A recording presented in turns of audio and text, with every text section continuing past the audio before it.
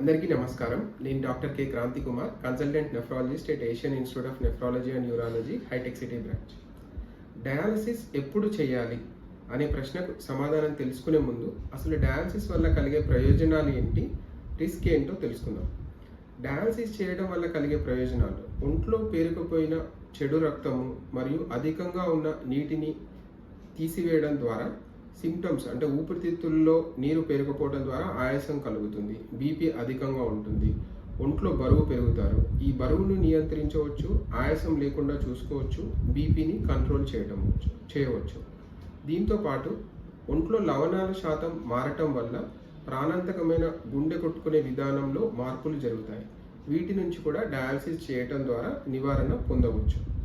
Dialysis చేయడం వల్ల ఏమైనా రిస్క్ ఉంటుందా అంటే, రిస్క్ అంటే హాస్పిటల్కి రావాల్సి ఉంటుంది, వారానికి 3 సార్లు రావాల్సి ఉంటుంది, 2 నుంచి 3 సార్లు వచ్చినప్పుడల్లా 4 గంటలు హాస్పిటల్లో ఉండాల్సి ఉంటుంది.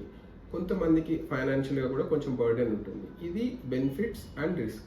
సో నెఫ్రాలజిస్ట్ మరియు పేషెంట్ ఈ బెనిఫిట్స్, రిస్క్ అసెస్ చేసుకున్న తర్వాత డయాలసిస్ చేయాలా వద్దా అని ఒక నిర్ణయానికి రావడం అనేది జరుగుతుంది.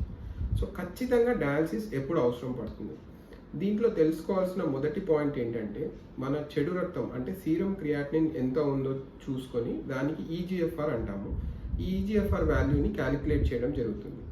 ఈ ఈజీఎఫ్ఆర్ 5 కన్నా తక్కువగా ఉన్నప్పుడు ఖచ్చితంగా డయాలసిస్ అవసరం పడుతుంది అని గ్రహించాల్సి ఉంటుంది. దీంతో పాటుగా సిమ్టమ్స్ ఎలా ఉన్నాయి అనేది డయాలసిస్ చేయాలా వద్దా అనే దాన్ని నిర్ణయిస్తుంది.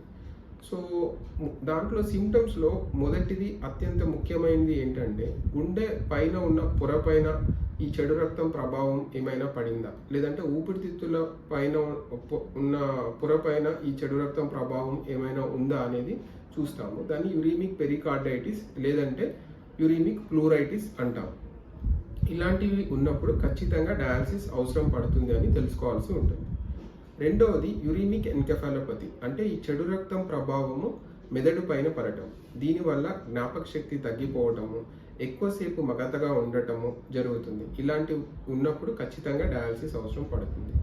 మూడవది ఆకలి పూర్తిగా క్షీణించటము, వామిటింగ్స్ వచ్చినట్టు ఉండటము, లేదంటే ఆకలి పూర్తిగా లేకపోవటము. ఇలాంటి లక్షణాలు ఉన్న కొద్ది మందికి డయాలసిస్ అవసరము పడుతుంది.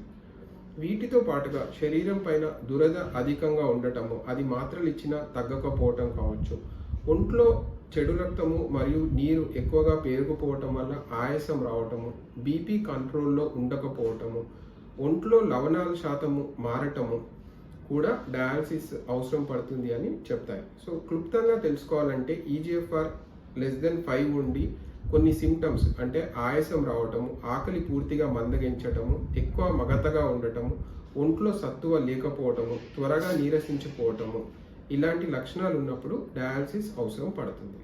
Thank you.